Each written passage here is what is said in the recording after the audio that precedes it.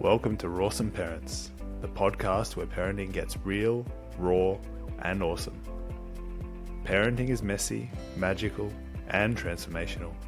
So whether you're navigating new parenthood, single parenting, co-parenting, or rediscovering yourself after the kids have moved out, you are not alone. Here we share raw truths, heartfelt stories, and playful conversations with parents and experts, because suffering is optional, and together we can lead with love, heal what holds us back, and create lives full of fun and integrity for ourselves and our kids. So grab a coffee, hit subscribe, and join us on this wild ride. Let's get raw and awesome. Hello and welcome back to another episode of the Rawsome Parents podcast with me, Shaun Tucker. And I'm joined today by Suzie Botross. And if you don't know Suzie, she's been married to Peter for 30 years. She's a mum to three young adults, aged almost 18, 20, and 24. She's the author of 4 books. One of her books addressed the infamous topic, managing motherly guilt. She's also a keynote speaker, a workshop facilitator. Her superpower is equipping audiences with resilient skills so that they can leverage their challenges and shift them from being a weight above them to a platform below them. And I love that so much. So, Suzie, welcome to the show. So good to have you here. Hello. Thank you, Shaun. It's a pleasure to be with you. Yes, it's we're both in Melbourne. We are. And I'd love to share just briefly before we hit record on the podcast, you had a phone call come in, and it was one of the teachers from your son's school trying to work on getting access to his account back because there's been a bit of a glitch in the system with his IT account, right? Yes. And the reason I want to share this is because oftentimes as parents, we're little micromanagers for our kids, right? And when something is probably causing them stress, it's also causing us stress. And as parents, we probably want to not allow our kids to go through all of these stressful things that come up in their life. And I'd love to, for you, Suzie, to speak about that for a minute or a moment, is managing motherly guilt. Like, what if you were just that cold-hearted mum that just said he's on his own journey, he's got to figure it out his own way? Yeah. That'd be a bit sad, wouldn't it? And I guess probably if that were the experience, then maybe the motherly guilt wouldn't really exist. For mums who are able to tune out, shut out the emotions, just say, well, here's a life jacket, go and work it out. I haven't looked at that side of things in the book at all, actually, but maybe motherly guilt doesn't exist as heavily for those parents out there. For those more cold-hearted parents out there. Yeah. I mean, maybe. I'm sure they exist. Yeah, I'm sure they do. And I've got counsellor friends who see lots of kids who probably are on the receiving end of that type of parenting. And so it would be insane to ignore or deny the fact that they do exist, sadly, and some kids are on the receiving end of that style of parenting. Have you seen, with the work that you do, and obviously the audience you speak to, do you notice like there is this kind of shift? I mean, in the last maybe 20, 25 years, maybe even longer, I feel like there has been a lot of this cotton ball kind of parenting, which is like keeping our children safe from risk, from hurting themselves. Yeah. Like removing playgrounds in the 90s. Yeah. Like, yeah. all of these things to kind of keep our kids safe, which actually it sort of destroyed, I feel, the relationship that these kids have with risk and reward. Yeah. Like everybody gets rewarded for participating. Yeah. Which to me doesn't feel right. Interesting, yeah. But at the same time, I understand why that would happen, because that generation of parents that have come through they weren't necessarily nurtured all that well either, because there was a lot of survival games. Yeah, interesting. Their Yeah, parents went through the Great Depression. They've lived through World War II. yeah, There's all that stuff happening in the background, right? yeah. How much do you notice with the people that you speak to that there's so much unresolved stuff that just comes up out of them, and that sort of affects the relationship with their kids? Yeah, interesting. I think we live in a really busy, fast paced world. We're so busy, there's almost at times a celebration for how busy you are. And hence phrases like, we don't really care about busyness, we care about business. And so, whilst that's definitely on one side of the coin, I feel like on the other side of the coin, we are a generation that has a lot of emphasis on EQ, on emotional intelligence, and so maybe those two things balance each other out. That whilst in the fast-paced, hectic pace of life, it's easier to either say to our kids, hey, work it out, I don't have time, or just to give them a one word answer so that we can all just move on. And hence, there's no learning curve. Maybe there's a resolution or a solution, but there's no learning curve. There's no reflection. There's no growth. Like the famous saying says, we don't learn from our experiences, we learn from reflecting on our experiences. So maybe in the fast pace of life, there is a tendency to do that. Like, the average parent doesn't have time to sit and rationalize and negotiate for half an hour on a simple thing, even though it's a fabulous learning opportunity. And so we throw out quick fixes and quick answers. But maybe it's balanced because on the other side of that, like I said, we live in a very EQ focused era Mm. where we think beyond the here and now. We're thinking about growing, developing, reflecting, and all those things have a place in our society and are getting more of a position in our society. So I don't know, does it balance itself out? I know for me, living a very fast-paced life, there always is a tendency to just go, um, if it were me, I would do this. Yeah. I think the wisest thing to do right now is this because it just moves on quickly. But I think that our emotional intelligence would probably lead us, or we'd want to get to the place where it would lead us to, even if we did that in the moment, that later we would regroup and debrief and reflect on that. And so, yeah, I think there's place for both arguments. Yeah. Yeah. I think everything comes in cycles, right? This is the whole cycle of life. There is no life without death. I mean, plain and simple. But there's this quote that comes to mind when you were just saying what you were saying is apathy is the solution.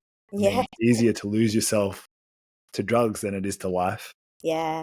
It's easier to beat a child than it is to raise a child. It's easier to, steal than it is to earn your way through life. I mean, this is quoting a movie. I'm not even sure what movie it's from, Yeah. Right. Yes. but it's so true. It's so easy to go on that easy path, which is actually the harder path. Yes. And I think consciously we're Yeah. evolving as a society Yeah. because society has been very unconscious, and there has been wars. There's been periods of starvation. There's been the Great Depression. There's been so many things that have happened in the last 100, 120 years or 125 years that it's now coming to the surface. It's becoming more and more conscious of like, what direction are we heading now? Yes. And EQ is an important part of that puzzle. It is. It is. Yeah, it really is. And I guess we can, if we have the parental headspace of, I just need to get through each day, I just need to find solutions to problems, I just need to get them healthily into tomorrow, then that really sets us up with, I guess, a different type of filter for parenting, conversing, coaching, than the bigger, broader picture that, I feel like is so important for us to always keep coming back to and saying, we're not raising kids that can do tomorrow. We're raising adults that can do the future. And so when we just sort of like get out of our tunnel vision, which is so easy to keep getting back into, and this is not a, once and done type thing, but it's a it's a constant, regrouping, personal reflection and going, okay, hang on, no, I'm raising an adult who can do the future well. And so how does that alter the way that I parent and the conversations that I have and so forth? Yeah.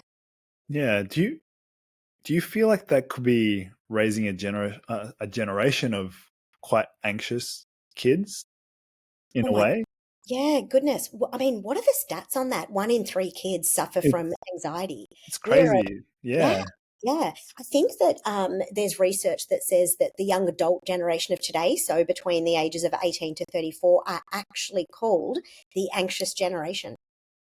Yeah. I mean, I'll put myself as a very anxious individual. Like, I'll wear that label through school if I reflect back. Right. Yeah. School, going from primary school to high school, that transition, then into university, having a Yeah. lot of external pressure on, like, you need to figure out what you're doing, kind of Yeah. thing. Yeah. And there's so much, anxiety that plays out because of those pressures that we feel like we have to fit into this society that's Yeah. constantly evolving. Yes. But at the same time, there's nowhere written that you have to fit into this place. Yeah. I think it's like a survival instinct that, the fear if we don't fit in, we're going to miss out or get left behind, or whatever it is. But yeah, I mean, never before have we had so much stimuli. In one of my resilience keynotes, I talk about the fact that, every day we have something like 130,000 messages coming at us, because we live in a world that's way, way smaller than it used to be for you and I. I mean, gosh, billboards were a thing, back in my day. Yeah. We didn't have the internet, nothing. But when everything is at our fingertips, then the stimuli is insane. The comparisons are insane. No wonder we live in an anxious generation. Yeah. Literally, we have these devices in our fingertips that a Mm, PhD, someone has a PhD in one particular subject, taken 10 to 12 years to specialize in, crazy. right? They've researched, they've gone through the ebbs and the flows, they've gone through all the trials and tribulations to get Yep, to this theory and yeah, testing it and testing it and testing it. yep, So then a kid now opening up their mobile device yeah, and ChatGPT or whatever kind of AI data filtration it is, yep, tell me everything you know on this topic. yeah, I can tell you more about your topic than you know. yeah, yeah, absolutely. And Isn't I that crazy? It's absolutely nuts. I grew up with Encyclopedia Britannica, and you had to have working class parents to afford that because it was like $7,000 for the set or something. And so, yeah, I remember for a while before my family bought Encyclopedia Britannica, our friends did. And in order to get my homework done, I would ring them and just go, "Hey, can you look up?" And they'd go to the right volume and read out a paragraph, and I'd try and answer my homework questions based on that. Yeah, And now insane. we have Wikipedia. I mean, Wikipedia was 10, 15 years ago, but Yeah, that's still, old. it's old tech now, right? Yeah, crazy, and that sits in my back pocket. Yeah. And just like that whole raising anxious kids, I think from my experience, it's not so much that we were born anxious, right? It's got to come from somewhere. And yes, it's a fast paced world that's always sort of focused on we're trying to solve tomorrow's problem today kind of thing, right? Which makes us very future pacing, avoiding the now almost. But it's such a huge problem with anxiety and depression. Depression is obviously more past focused, Yeah, but they both entangle and intertwine with one another.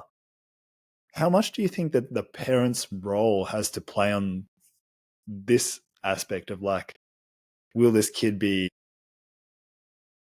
falling victim to anxiety, to depression, to all of these things, and how much impact can a parent have on their kids? yeah. Yeah, in this respect.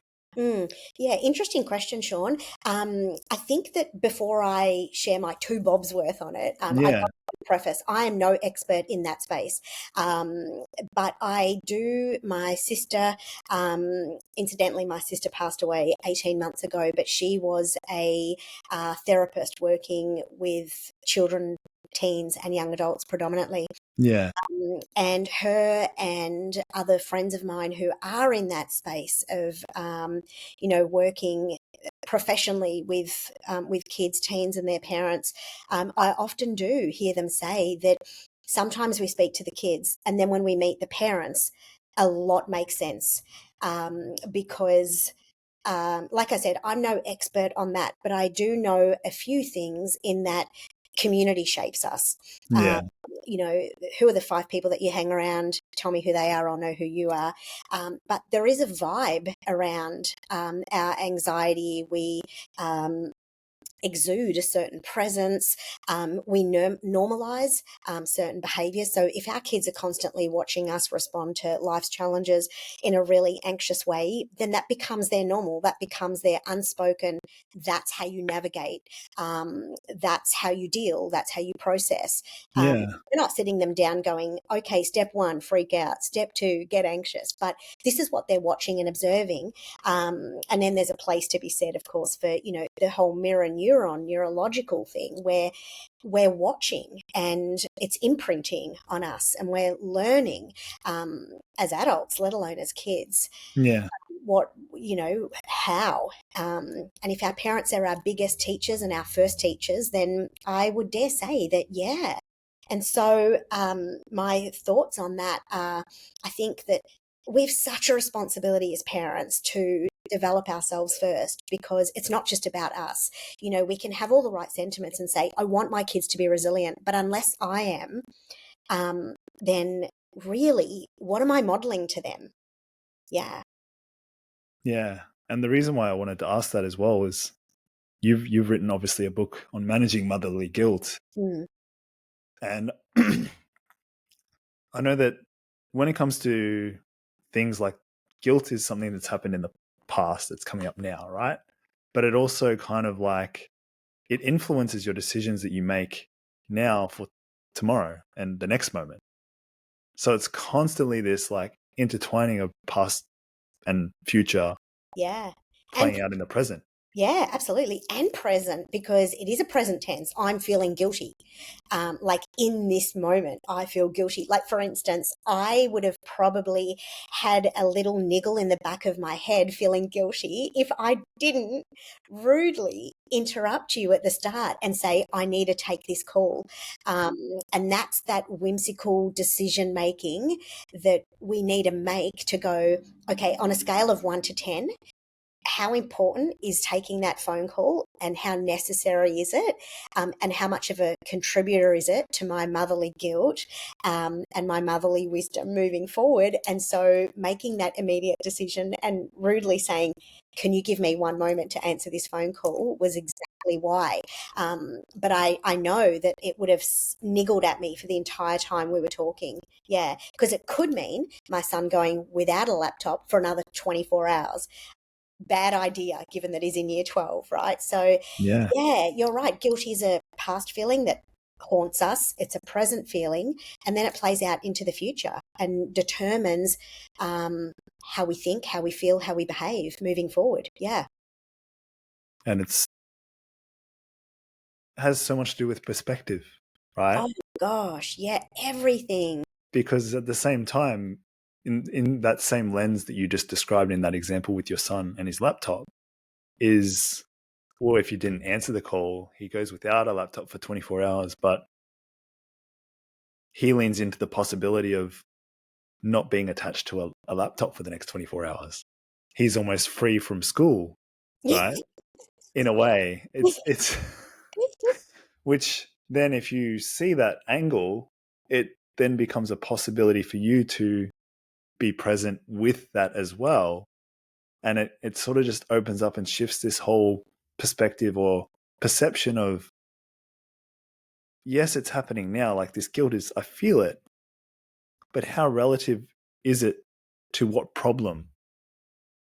And if the problem, the funny thing is when you realize what your problem is, it's not really a problem anymore. Yeah. Yeah. It's an opportunity for a solution to be applied. Correct. Yeah. And Yeah. the really interesting thing is a lot of the anxiety that I see, and I'd love to bring that back for a second, it comes from our parents almost unconsciously, of course. Like, it's not that they want to give it to us. It happens because maybe they didn't make the decision that they wanted to make in those moments, that then gets projected onto us. Yeah. Then we think it's ours, and it's like a passing of the buck. Yeah. Fascinating. It's a passing of the responsibility. And that's what I see Mm. in so many different ways, because you're not just modeling, behaviors and Mm-hmm. values and all these things that make up our identity. It goes so much deeper than that. Absolutely. Yeah. And it takes just a little bit of sense Mm-hmm. or a little bit of awareness just to kind of like wake us up and realize what we're doing. Yeah. But it's easier to continue on with Yes. tunnel vision or Oh, being half asleep. absolutely. Absolutely. Our unconscious consciousness. Yeah.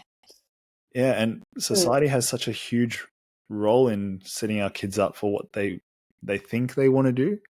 And I'd love for you to speak about it for a second as well, is like through the lens of looking at your kids, because you've got different age kids now. How many times have they chopped and changed what they wanted to, or what they thought they wanted to do? Or how many have stayed true to their path and said, this is what I'm doing and I'm committed to doing it? Yeah. Yeah. Interesting. I think about my kids. So my oldest son, for example, wanted to get into physio after year 12.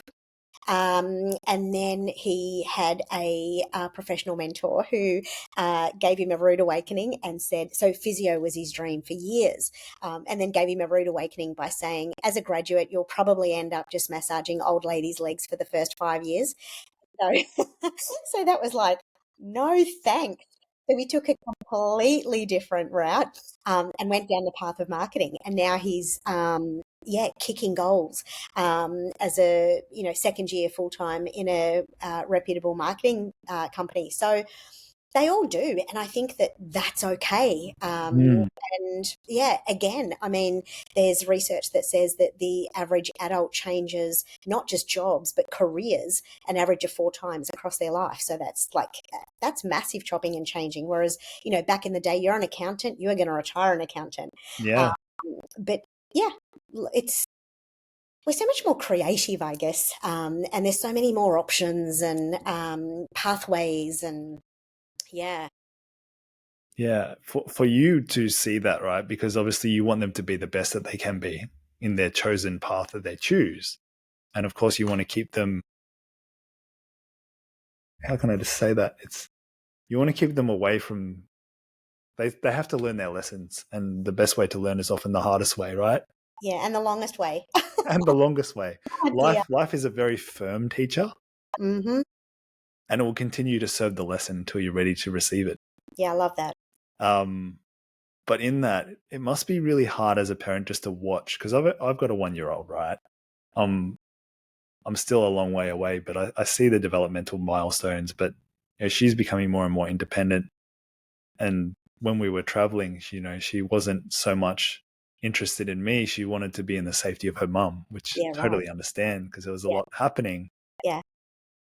But watching from afar or from a distance, to know that you have influence over your children, but you can't really control their destiny, right? They have their own destiny. It's written somewhere in their path of their soul or whatever is happening. How much does that Mm, influence you as an individual, as a parent? yeah, such a good question. I was just having a conversation with my husband about this very thing just a couple of weeks ago. So my older two are in dating phase, and thankfully we love their partners. They've chosen well, but every now and again you observe things about them. Or about things that choices they're making or whatever it is. And you think, wow, I've got some insight on this, or I want to ask a hard question on this. But I think as a parent, what we're learning, and also by reflecting on what we did as teens and young adults, is Yeah. as soon as your parent insists on something, or as soon as they give their unwanted two bobs, it's like you become the accidental enemy. And so we're learning to navigate conversations with our kids by we're so grateful because we have amazing relationships with our kids, and they actually, text us through the day and have great conversations going, hey, can I pick your brains on this? What are your thoughts on this? And so we have nurtured that over the years, but also we're very blessed in that that is our reality. And I don't take that for granted for a single moment. But even in the safety of that healthy relationship with them, yeah, we've got to navigate so carefully. And so there's lots of biting our tongue where times, yeah, there really is. And you're like, oh my gosh, but you've got to pull back. You've got to let wisdom prevail. You've got to let patience prevail. You've got to choose the relationship over the lesson. And yeah, I know just a fortnight ago, there was something that I wanted to share with one of them about an observation I'd made. But I thought, no, you know what? They will most likely, there's a certain emotional landscape around this comment that I would like to make, that it's probably going to turn into an emotional thing where they will dig their heels in the ground and they won't be ready. They're not ready to listen to what I have to say. Yeah. And so it's actually, that's where parenting gets harder over the, as they get older. It's like, oh my goodness, I so want to say something. They're old enough, mature enough to hear it, process it. But unless it's dangerous and unless it's, so risky that there's crazy risk on the other side of it. But if it's just something that actually they'll discover for themselves over time, then yeah, I found it really hard to discipline myself to go, Suzie, shut the heck up.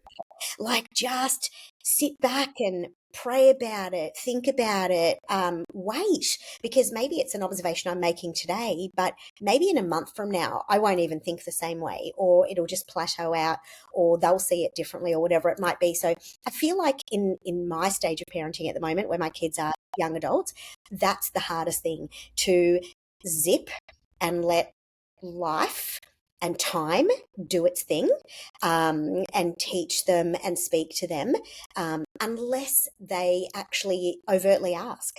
But even then, there's an art to actually communicating in such a way that's asking more questions rather than making more suggestions. So more questioning, less suggesting. Yep. Less telling and more less telling, yeah. self-realizing, I suppose. Yeah. Because I remember back when we were young, I dated my husband when we were actually 17. Wow. And I remember my in-laws had something to say about our relationship. We must have been 19 or 20, and suddenly they became the common enemy. Even though when I look back now with mature, 50-year-old eyes, I'm like, of course that was a concern to them.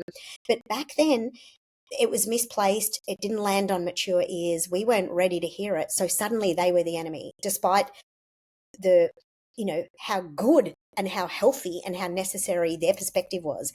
But landing on teen ears is a whole other story. Yeah. So they're the challenges we're facing as parents at the moment. Yeah. I love that. And it almost sounds like, have your kids left the nest yet? No, not yet. Not Yeah. yet. I Yeah. feel like it's a preparation of leaving the nest, because Yeah. when it's under my house, it's almost like it's my rules, even if it's unconsciously not spoken, right? It's still, you and your husband have been together for 30 years. So there's a lot of like values and behaviors and unwritten, unspoken rules that exist that they've adhered to, that they've probably gone against, that they've, tested and tried many times to change. I guess we'd be in denial if we thought otherwise. Yeah. Yeah. And that preparation of like leaving the nest, I feel like it's a huge awakening for many parents. And I'm still a long way to go from there, but I saw it in my own parents and I see it in other parents, that you get yourself back. And because you've been so identified, let's say, as the mum Yeah. with your 3 children and their lives, it's like, Yeah. there's so much more time and space for this thing I know as myself that Yeah. what now do I do with that? Yeah, I love that. And actually, you are in the future of one of the techniques for managing motherly guilt, because we feel guilty about pursuing our interests, passions, callings, desires when our kids are younger predominantly. But in actual fact, we are accidentally setting ourselves up for an identity crisis if we don't. Um, Spot on. so Yeah. yeah, so I love what you've said, because you've literally like teleported into the future of the backlash that can happen from that false lie, or that presumption, that lying presumption that tries to tell us that while my kids are young, it's not the time for me to actually pursue my own passions. But actually, I'm the best version of myself to my kids and those around me when I am being fulfilled, because we, you know, we've all got to live for something that floats our boat, aligns to our passions, aligns to our desires, aligns to our skill sets. And that allows us to give our kids the best version of ourselves. So it's a lie to think that I am a selfish mom, self focused mom, whatever mum, because I'm pursuing my own things. There's a way to healthily pursue my things and their things simultaneously. Yeah, I think that's beautifully articulated because I feel like many mums, especially, but I'm sure there are dads out there too that kind of use their kids as excuses to hide behind Fascinating. for Yeah. not living, their possible Yeah. life, their dream life, or Yeah. the Yeah. highest sort of timeline for themselves. Yeah. And you're right. It's like you give yourself permission, which then inherently gives your kids permission to be themselves. Yeah, absolutely. It's what you were saying before. It's the role modeling of, what does it look like to actually live a healthy life that taps into the thumbprint of God on you, the things that He's created you to do, and the things that actually give you life and passion. And yeah, it's good modeling. We need our kids to watch us do those things well and develop in our gifts and our talents and our interests. Yeah. And they're always watching, no matter if Oh, we think they're not or not, always, always, absolutely. which is, yeah, both a blessing and a curse, I believe, at the same time, because it means that you have to have a lot of awareness of what's happening, where you're heading, being intentional, Yep. but not being obsessed. Yeah. Of course, there is a level of obsession, which is Yeah. great, Yeah. but obsessing over things that don't really matter. Unhealthy obsession. Yeah. There's a degree of like unhealthy obsession that is healthy, right? It's the human predicament. Yeah. But it's just interesting when you look at, I guess, the correlation between leadership, parenting, self-leadership, Mm, being destination focused, but not being attached to where we're heading. yeah. You, Interesting. you can point out all these sort of like problems that the world is facing now. But if you merely just focus on the problems, you're never going to see the solution Yeah. or the positive things, because life, like you were saying earlier, life happens in balance. It's perfectly in balance, and people just don't see that that is the truth. Yeah. So to, I guess, bring it all back, I'd love to ask a question that I normally ask, because we're sort of getting towards the end of today's episode. Looking back at your journey, knowing what you've learned through your marriage, through being a mum, through being a parent, raising kids, having now young adults, what's a piece of wisdom that you would love to not only convey to yourself at the beginning of all of that, of having your first child come through, but also as a piece of wisdom to your kids now, Mm, having their first child? What would you like to impart to wow. those versions? Mm. Okay. Big question. So one to myself, one to my children, my younger self. Is that what you're? Yeah, so the younger, maybe more naive version of yourself that's like, Yeah. yes, I want to be a parent, and Yeah. this is what I'm going to do. Mm, yes. Wow. Okay. Having a good think about this. Um, I'll probably have another idea when I hang up, of course, right? All good. But off the cuff. Putting um, you on the spot here. Yeah, absolutely, absolutely. You're testing my quick responses. I the first thing that comes to mind is that um, parent from uh, know my values and parent from those. And so if I know what my values are, I would have told this to my younger self telling my future self. If I am clear on my values, then I know which fights are worth fighting and which battles are worth pursuing. And then all the other stuff can go by the wayside. So I don't need to get into futile, pointless arguments about things that aren't aligned to my value system.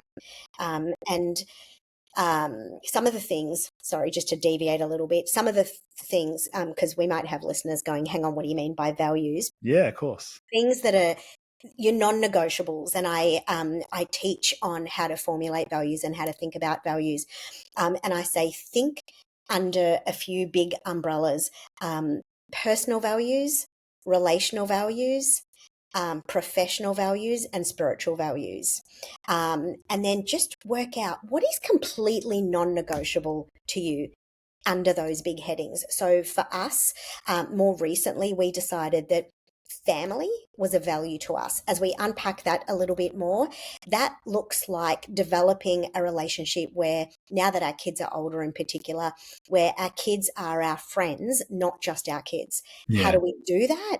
Well, we decided we're having family nights on every Tuesday. And we've stuck to that for a few months now. And the reason why we made that decision is because, hang on a minute, we've got a value, and that is family. But the kids are old enough now, they're here, there, and everywhere. And we're literally maybe having dinner together once a fortnight because everyone's on the run. We're like ships in the night. And so we go back to our value and we go, family's our value. It's not quite playing out the way we want it to. It's a battle we're worth fighting. And we knew when we said, guys, we need to find a day a week and everyone's going to be home for dinner, that they'd be like, oh, but what about soccer training? What about, but we're like, no, this is a value worth fighting for. And so I would tell my older self, know your values, fight for those, and let all the other stuff go to rubble. Yeah. Um, Love that.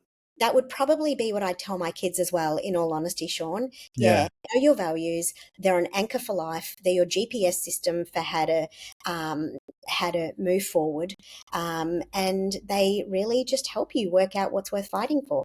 It's really what's meaningful to you, Exactly. isn't it? Exactly. And when you know what's meaningful, then things can fall into place. Yeah. And if they're not falling into place, you can allow them and construct them in such a way where they do fall into place. Absolutely. Absolutely. Absolutely. It gives you the ability to come back to them and make amends, realign. So that you are, like you say, getting back on the road. Yeah. That's very, very wise. I love that you've shared that. And yeah, Suzie, it's such a pleasure to have a really nice, meaningful conversation with you today. Well, I mean, I'm sure we could talk for hours on this Good. topic and many different topics, right? We could. So lastly, before we finish up, what's the best way for our listeners and viewers to find out what you're up to dial in and check out your books that you've written and authored? Yes. And ways to connect with you on social media. Yes, thank you so much for giving me the opportunity today. Here's a visual of the Motherly Guilt book. So it's called Break Free from Motherly Guilt. Ways to connect with me, my Instagram page at Suzie Botross Speaks, or my website, Devenir, devenir.com.au. Incidentally, it's a French word that means to develop and become. So either of those ways, or LinkedIn, Suzie Botross on LinkedIn. Perfect. Awesome. And I'll make sure that we link Suzie's links in the show notes. And if you want Suzie on the show again, please let us know in the comments. If you're on YouTube, let us know in the comments, or any other form of social media where you're listening to this episode from, just let us know and we'll make sure that it happens. Thank you so much, everyone, for tuning in. Thank you, Suzie, for being here. Have an amazing week. Such a joy. Thanks, Shaun. You're awesome. Thanks, guys. Thanks for tuning in to Rawsome Parents, where we keep it raw, real, and awesome. If you loved this episode, don't forget to subscribe and leave us a review. Your support helps us reach more parents just like you. And hey, remember, parenting is a wild ride, but you're never in it alone. If you need more support or just want to connect, find me on social media, LinkedIn, Facebook, and Instagram at the Shaun Tucker. Until next time, stay raw, stay awesome, and keep leading with love. See you soon.